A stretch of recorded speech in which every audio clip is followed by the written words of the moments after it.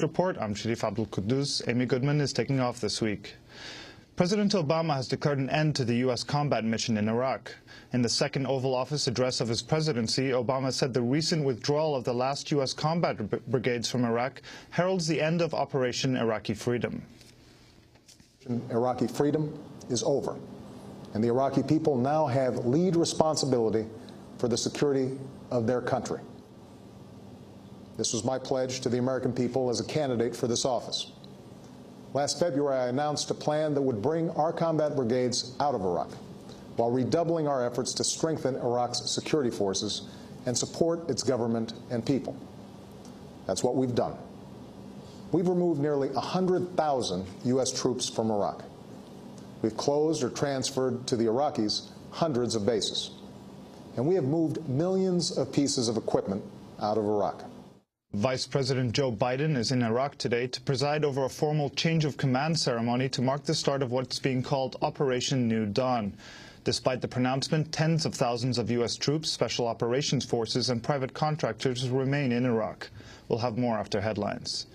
U.S. brokered talks between Israel and the Palestinian Authority begin today in Washington. Both sides agreed to sit down last month after the U.S. successfully pressured Palestinian leaders to drop their precondition of an Israeli settlement freeze. On the eve of the summit, Palestinian militants killed 4 Israeli settlers in the occupied West Bank. The Palestinian group Hamas said it carried out the attack. Nabil Shaath of the Palestinian Authority condemned the shootings, but said Israel bore responsibility for maintaining hundreds of thousands of settlers on occupied Palestinian land. منطقة الخليل منطقة لا يسمح لنا الإسرائيليين بالتواجد الأمني فيها بأي شكل من الأشكال. In the area of Hebron, the Israelis have complete security control and we are not involved, even in matters relating to Palestinian civil police matters. The Israelis interfere in their occupation and control, and thus it would be very difficult for them to hold us responsible in a case like this. In any case, I believe that settlements are always part of the security problem, and not that they build settlements to solve security issues. And it always creates a set of additional security problems that we hope does not exist, and we hope there won't be any civilian casualties from either side. In response to the attack, Palestinian Authority security forces carried out what's being called the largest mass arrests in the history of the West Bank, detaining an estimated 300 people accused of links to Hamas. We'll have more on the Mideast talks later in the broadcast. A new study shows the CEOs who fired the most workers during the economic recession have also taken home the highest pay. According to the Institute for Policy Studies, the CEOs of the 50 corporations responsible for the worst layoffs were paid an average of $12 million, 42% more than the average for the Standard & Poor 500. The study covered the period from November 2008 to April of this year. For 72% of companies, layoffs were announced at the same time as earnings increased.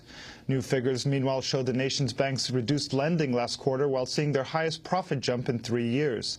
The Federal Deposit Insurance Corporation reported Tuesday bank profits were up 21% to nearly $22 billion. But lending over the same period fell 1.3% or about $96 billion. The exception was community banks, which slightly increased lending during the same period. Republican Senator Lisa Murkowski of Alaska has conceded her primary race to Tea Party-backed opponent Joe Miller. While ballots still being counted a week after the vote, Murkowski had failed to overcome Miller's lead.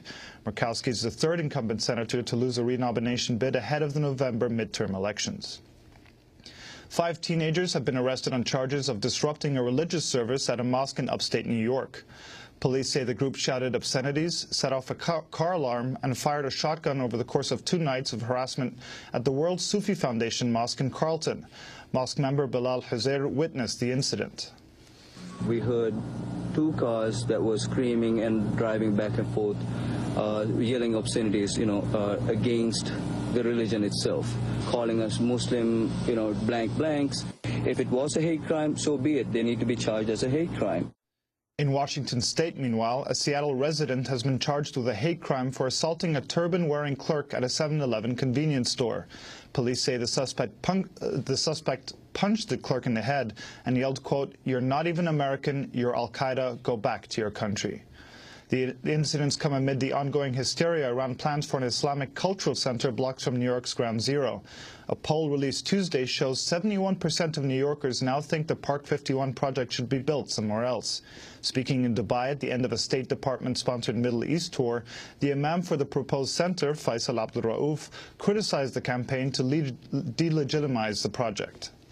Well, it is led by a very small group, and they've succeeded in putting some confusion, arousing confusion and suspicion in a broader base of people. And this is unfortunate. There are always more than one opinion on any question, but it's unfortunate that those who have sought for other purposes, for other agendas, to politicize such a project and to make it a cause of division rather than healing. In Georgia, a deal has been reached in an impasse over the provision of life-saving dialysis treatment to a group of undocumented immigrants. Last year, management at Atlanta Grady's Memorial Hospital closed its outpatient dialysis clinic to cut costs. The move left 60 uninsured undocumented immigrants in danger of losing the care they need to stay alive. 13 patients accepted offers to be moved to their home country of Mexico and received 3 months of paid treatment, but 5 of them have since died. Although details remain unclear, Grady officials say the new agreement will provide the remaining patients with the dialysis treatment they need. The treatment would mark an exception to the recent federal health care law, which maintains the federal ban on government-funded health care for undocumented immigrants. The federal government has filed another lawsuit over the anti-immigrant crackdown in Arizona. The Justice Department says a group of Phoenix area community colleges discriminated against non-U.S. citizen job applicants by forcing them to submit more documentation than required by law. The case comes less than 2 months after the Justice Department sued Arizona over its controversial anti-immigrant law. In other news from Arizona, human rights groups are warning this year could be the deadliest for migrants attempting to cross over from Mexico. Officials in Pima County say at least 170 bodies have been found this year, on pace to surpass the record 218 found in 2007. Kevin Riley of the group No More Deaths said migrant aid groups have been cut off from some of the most dangerous areas. It's frustrating because the deaths are going up, but we don't know where people are moving. And then when we look at the maps of where the deaths are in the desert, especially just in the Tucson sector, the majority are on land that we can't go to. July was the worst month so far, with 59 deaths, more than half from heat-related causes. In other immigration news, a new study suggests a causal link between an influx of foreign workers and economic growth. According to the San Francisco Fed, states with high numbers of recent immigrant workers had higher productivity, more hiring, and better wages than states with few new foreign workers. Every 1% increase in immigration amounted to a 0.5% increase in workers' income. New York Governor David Paterson has signed into law a measure establishing a landmark set of working standards for housekeepers, nannies, and other domestic workers. The bill requires overtime pay after a 40-hour work week, at least 1 day off per week, and at least 3 days off with full pay per year. They are the structure and function of our society. They have been the skeleton and underpinning of our success. They are the wind beneath our wings, and we have totally disrespected them until today. The measure was approved earlier this year following a 6-year campaign led by Domestic Workers United, an organization of nannies, housekeepers, and elderly caregivers of color. A Texas appeals court has ruled same-sex couples legally married in other states can't get divorced in Texas. The ruling came in the case of a gay Dallas couple who had split up after getting married in Massachusetts in 2006.